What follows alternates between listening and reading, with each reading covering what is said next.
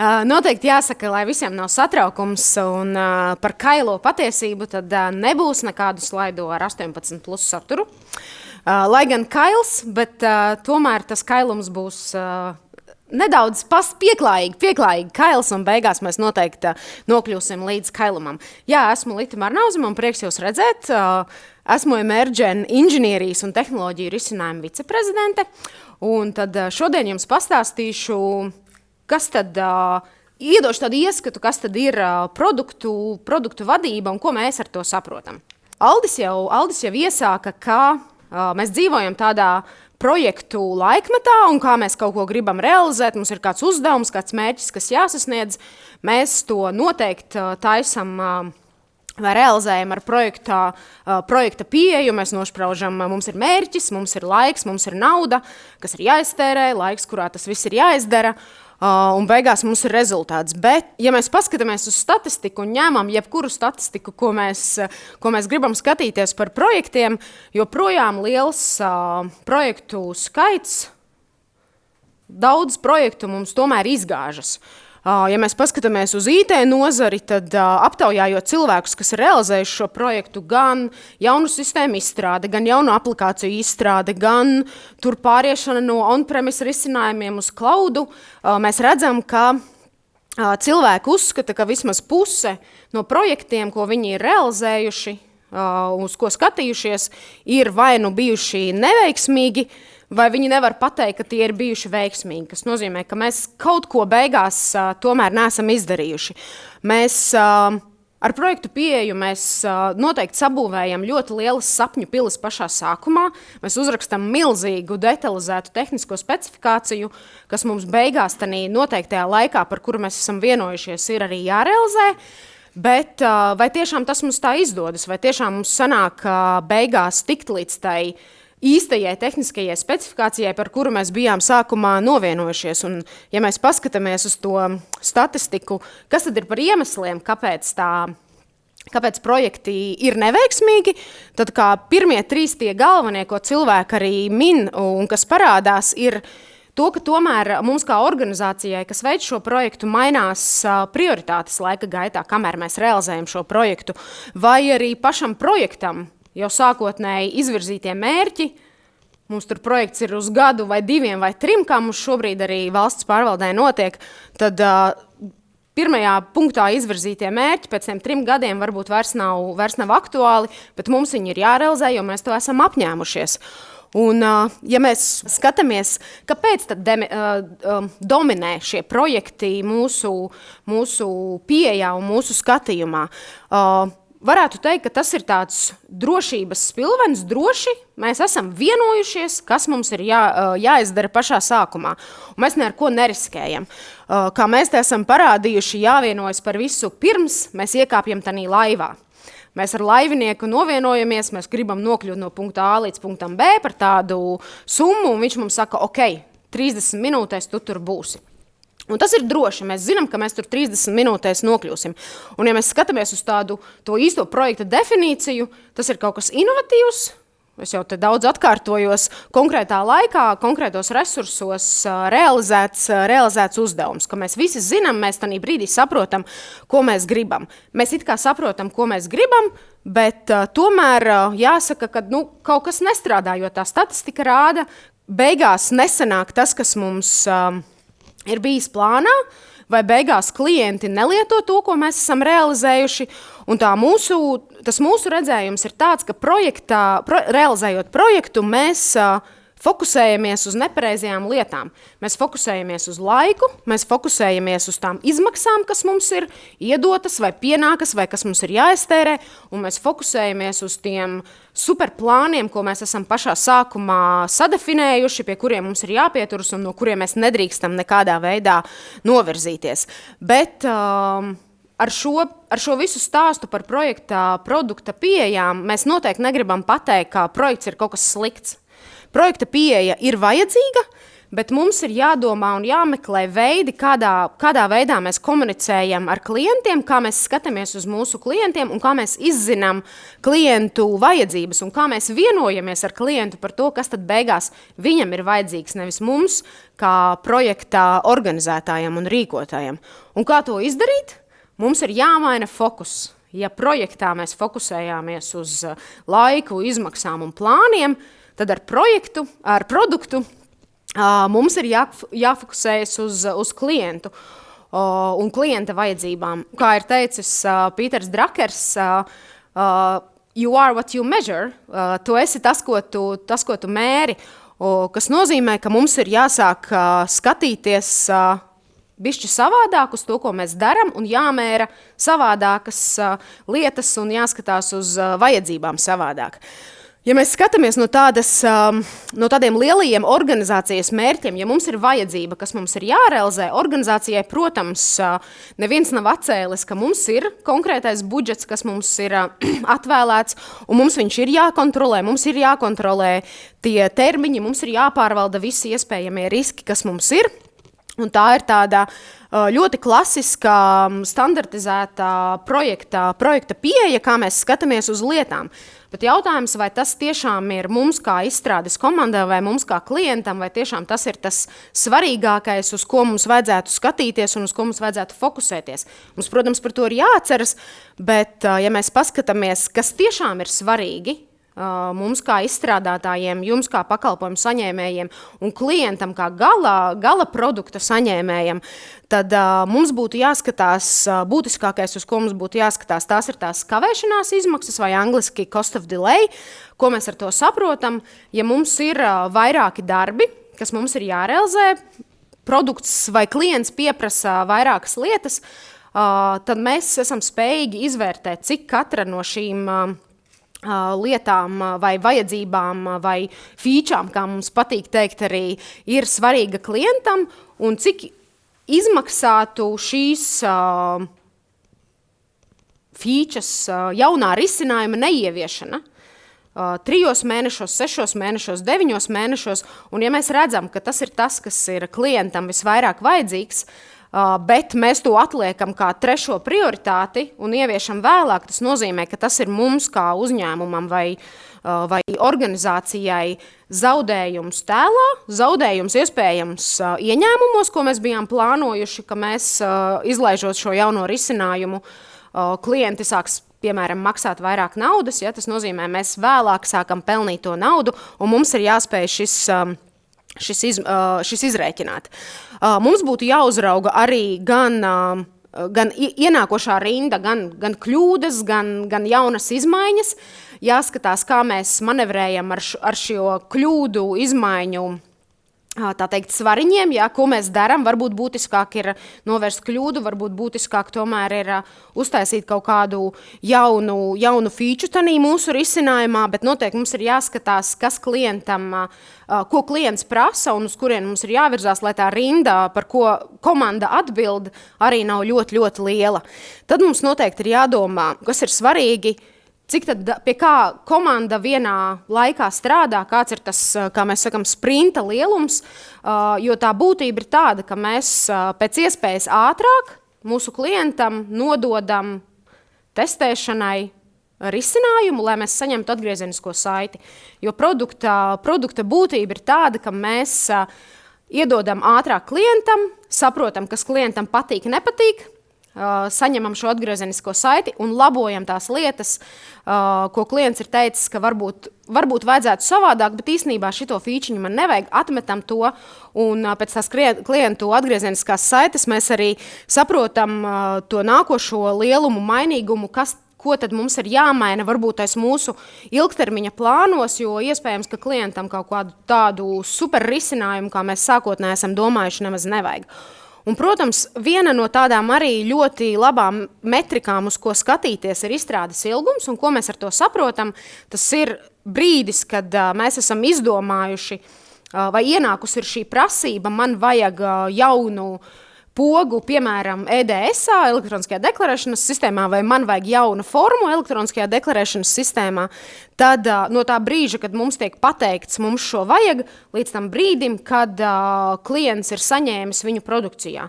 Un jo tas ilgums, laika periods ir lielāks, jo skaidrs, ka mēs vairāk riskējam, ka tanī brīdī, kad tā prasība ienākusi un tanī brīdī, kad viņa ir izgājusi pie klienta un pieejama klientam, ļoti daudz, kas ir mainījies, un īstenībā beigās tā vajadzība sākumā nav tā, kas beigās klientam ir vajadzīga, jo ir mainījušies apstākļi, mainījušies varbūt vēl kaut kas citur likumdošanā, klients sapratis, nē, šodien man, tā teikt, varbūt arī slikts garstāvoklis, un man šitas vairs nepatīk. Ja? Tā kā daudz un dažādi faktori, kas var ietekmēt, jo mums ir ilgāks laiks, ka mēs ejam pie klienta ar mūsu jauno risinājumu. Kā tad mēs skatāmies uz tām lietām, un kas tad mums ir jāmaina ar to produkta pieeju, jo ir šis standartizācija, ko mēs nevaram aizmirst, un it sevišķi, es domāju, arī valsts iestādes nevar to aizmirst, jo mums tomēr ir jāuztraucās par to, kā mēs tērējam nodokļu maksātāju naudu un kā mēs tērējam to budžetu un kā mēs iekļaujamies kaut kādos termiņos, bet tomēr mēs arī runājam par pielāgotiem risinājumiem, un ar pielāgotiem risinājumiem mēs jau tad saprotam šo produkta pieeju. Un tad mūsu ieskatā, un īstenībā to arī saka daudz literatūras, kas tad ir produkta pieejas 2 pamata uzdevumi. Kā numur 1 ir tas, ka mēs izstrādājam un radam vērtīgākās lietas priekš mūsu klientiem, un numur 2, ka mēs to izstrādājam visvērtīgākajā, vislabākajā veidā, kādā tas ir iespējams vai kādā mūsu organizācijā var darboties. Tad produktu pieejā viss ir par un ap vērtību, ko mēs radam klientiem. Bet kur tad slēpjas tā īstā vērtība? Ja projektā mēs esam izpildījuši sākotnējo plānu, skaidri zinām, ko mums vajag, esam visu nodefinējuši, visu realizējam, tad produktā, ja mēs runājam par produktu attīstību, tad mūsu mērķis ir nevis nodefinēt, ko mēs ieraudzīsim pēc gada vai 3 gadiem. Mūsu mērķis ir visu laiku attīstīties. Mēs pašā sākumā nezinām, ko mēs varbūt pēc gada ieraudzīsim, jo viss kaut kas var mainīties ekonomiskā situācija, var mainīties politiskā situācija un viss par un ap mums. Bet mēs esam gatavi sākt, mēs zinām, ka mums ir vajadzīgs risinājums, mēs to izzināsim laika gaitā, un tas pamata būtība ir tā, ka mēs eksperimentēsim ar maziem gabaliņiem, dosim mūsu klientam to, kas varbūt sākotnēji, mūsu ieskatā tas ir tas, kas vajag, un mēs testējam, saprotam, ir tas īstā pieeja, kā mēs gribam realizēt risinājumus, vai nav īstā pieeja, un vai produkts attīstās vai neattīstās, jo vienā brīdī jau var arī produkts neattīstīties. Bet kā tad saprast to īsto vērtību? Man jāsaka, laikam tādas vērtības definīcijas šodien nebūs. Man, diemžēl, jūs ir jābēdina, jo, kāpēc? Katram jums tā vērtība var būt savādāka, un katrai organizācijai, katram produktam tā vērtība var būt savādāka, vai vērtība, ko šis produkts rada, būs katram kaut kas cits. Vienam tas būs ērtībā klientiem aizpildīt deklarācijas, kā piemērs kaut kāda muitas deklarācija, kur man pašam jādeklarē saņemtie sūtījumi no Amerikas vai Anglijas. Ja? Mēs gribam, mūsu vērtība ir tas, ka, lai klients atverot šo deklarāciju, viņš laimīgs saka, yes, es gribu deklarēt šo produktu, man ir tik viegli aizpildīt un ērti aizpildīt šo deklarāciju. Un tas ir vienkārši, un es tur 3 klikšķi un gatavs. Kādam varbūt tas būs naudas ietaupījums, kaut kādu izmaksu ietaupījums, bet tas, ko mēs redzam arī tādā vērtības definēšanā, tā ir, ka mums kā pakalpojumā izstrādātājiem vai pakalpojumā ražotājiem, gatavotājiem, liekas, ka tas mūsu pakalpojums ir ideāls. Mēs esam uztaisījuši ideālu pakalpojumu, bet beigās saprotam, ka klientam īsti tā nešķiet. Un te rodas tā disonance starp mums, kam liekas, ka viss ir baigi forši, un klientam, kam liekas, ka, īstenībā jūs esat kaut kur bišķī aizgājuši greizi. Un kā to realizēt, un viena arī no tām vērtībām ir tas, ka tie risinājumi tomēr ir personalizēti uz konkrētu klientu vai personalizēti uz kādu klientu grupu vai loku, kam šis produkts ir nepieciešams. Un kā viens no ļoti labiem piemēriem personalizācijā, un arī IT risinājumi iesaistīti, tas ir BMW i3, pirmais BMW elektroauto. Protams, BMW ļoti daudz laika, naudas investēja research and development, tā teikt, izpētē, kā izstrādāt šo auto. Ļoti daudz testēja, bet tā būtība, kāpēc mēs gribam uzsvērt tieši BMW i3 pieredzi, ir tā, ka ar šo auto viņi aizgāja uz to no projekta uz produktu, bija gan standartizācija, gan tā klienta personalizācija. Un tā doma tur ir tāda, ka jūs katrs varat sakombinēt to auto, protams, ne jau tur savas vistrakākās fantāzijas, bet kaut kādā tomēr ietverā jūs varat sakombinēt to auto, kādu jūs vēlaties, un jums arī tādu personalizētu auto, kādu klients ir izvēlējies, piegādās, un tad tas, ko BMW izdarīja, jā, viņiem bija programmatūra, kas vada, kā jūs redzat, ir tādas vagonetes, kur ir uzliktas mašīnas ietvers, ja? Un tad atbilstoši tam, ko klients bija saklikšķinājis programmatūrā, kādu mašīnu viņš vēlas, tad sistēma deva signālu šai vagonetei, un viņa brauca pa rūpnīcu pie atbilstošā inženiera, pie atbilstošās detaļas, kas attiecīgi ielika šo detaļu manā personalizētajā auto. Un es saņēmu tādu auto, kādu es vēlējos. Šis bija viens no tādiem uzskatāmiem labiem piemēriem, kā izstrādes kompānija, ļoti liela rūpnīca, ir spējīga pāriet no tādas projekta domāšanas uz produkta domāšanu un personalizēt savus risinājumus. Un tad, ja mēs skatāmies, jā, tad tas produkts, kas tad rodas apvienojot projekta fokusu, standartizētus risinājumus, kā mēs skatāmies uz naudu, laiku un mūsu mērķiem, un tomēr pielāgojam šo risinājumu un ieviešam šo produktā pieejumu, mums beigās rodas izcils produkts BMW i3, viens no pirmajiem elektroauto, kas bija arī pilnīgi elektrisks. Nav man mērķis uzskavēties un izlasīt daudz no šī slaida, bet es gribētu, ka jūs noteikti arī paņemat līdzi informāciju, jo mēs neesam vienīgie emerģents, kas runā par no projekta uz produkta pieredzi. Ļoti laba grāmata, Mika Kerstena grāmata Projects to Products, kas arī runā par to, kā tad uzņēmumiem vai organizācijām pāriet no tās projektu domāšanas, no domāšanas par budžetu, no domāšanas par termiņiem un kontroli uz domāšanu par to, kā mēs strādājam ar klientu, kā mēs fokusējamies uz ilgtermiņa mūsu spējām. Tā kā šī noteikti ir laba grāmata, ko paskatīties un par kuru painteresēties un arī palasīt, lai rastu lielāku iespēju par produktu pieeju dažādu risinājumu izstrādē. Bet kur tad tā kailā patiesība slēpjas? Tanī visā produktu pieejā. Un mūsu ieskatā, un ko mēs gribam arī visiem jums dot, ir tas, ka īstenībā tā galvenā transformācija ir mūsu domāšanas maiņā. Jo, kā jau es teicu, neviens jau neatņems mums tos termiņus, neviens mums neatļaus tērēt miljonus risinājumu izstrādē, mums tie termiņi un budžets būs, bet mums ir jāmaina mūsu domāšana, kā mēs skatāmies uz lietām, mums ir jāmaina mūsu attieksme, mūsu darbības, kā mēs strādājam, no tā mainīsies mūsu rezultāti, mūsu arī spējas izdarīt lietas, un tas atkal ies uz riņķi, un jo mēs paši būsim labāki, jo mums atkal attieksme un risinājumi būs labāki un vērstāki uz klientu. Un, jā, tas mērķis, ko mēs gribam arī pateikt, kad noteikti ar to domāšanas maiņu tas rezultāts nerodas pats no sevis.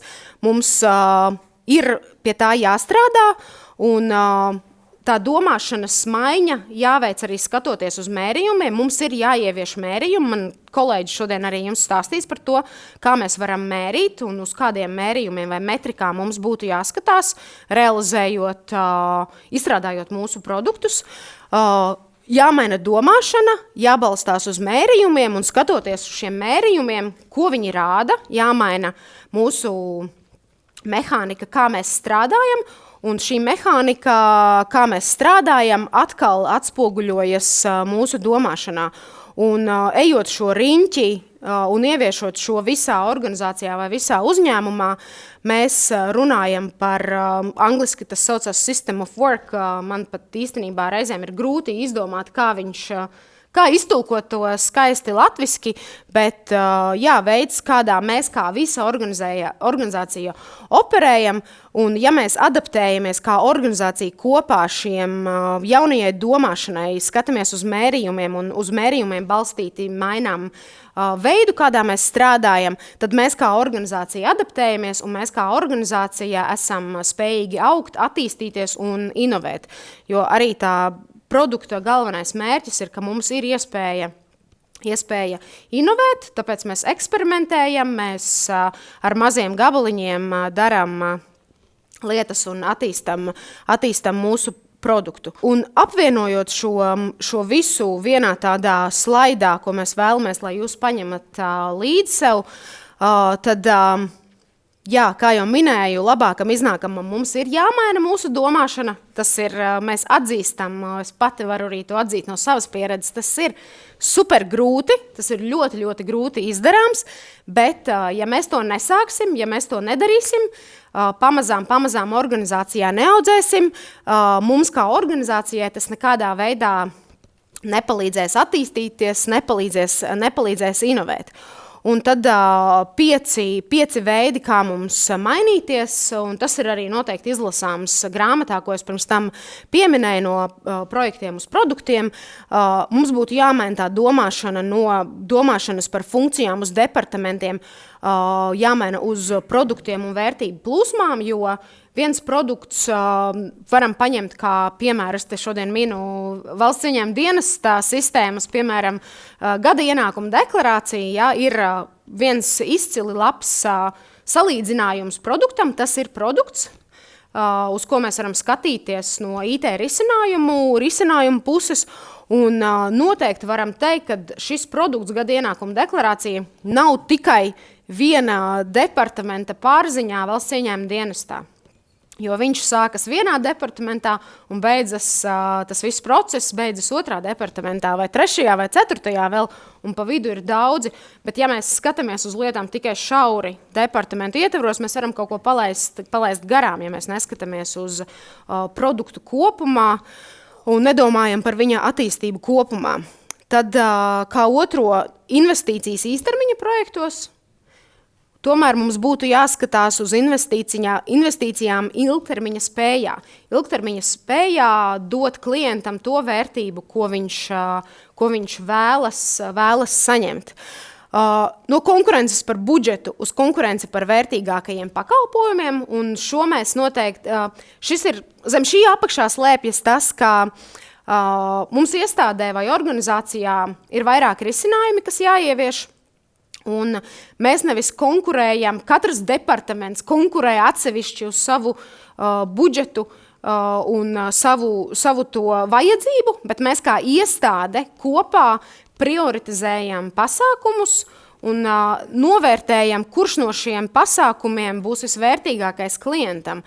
Neskatoties tur, nezinu, varbūt tur citā departamentā ir skaļākais kliedzējs, bet īstenībā viņām, tā viņa vajadzība mums kā organizācijai, viņa nes vērtību, bet varbūt, ka tā ir trešās prioritātes vērtība mūsu klientam, un tur ir nepieciešams kāds cits pakalpojums, kas varbūt ir dārgāks tanī brīdī, bet viņš vairāk runā ar mūsu klientu un dos to lielāko atdevi.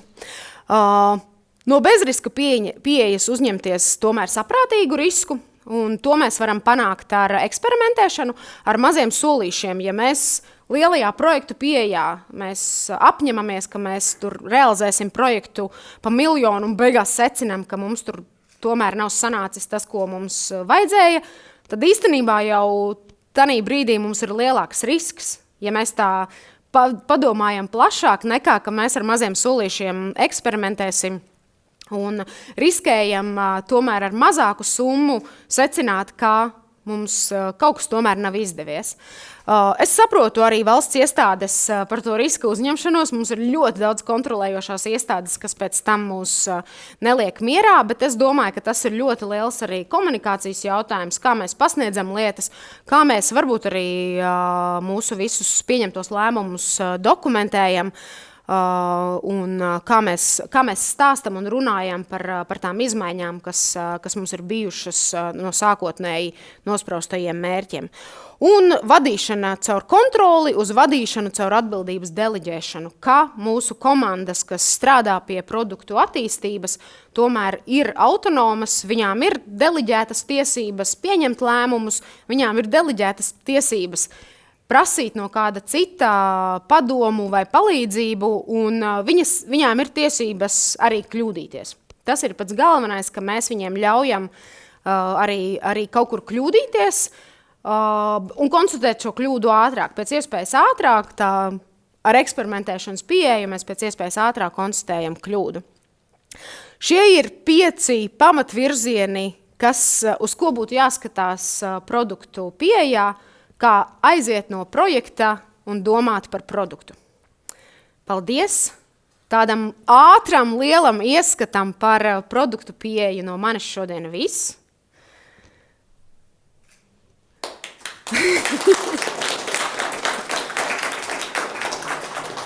Nākošais runātājs mums ir Zigmārs.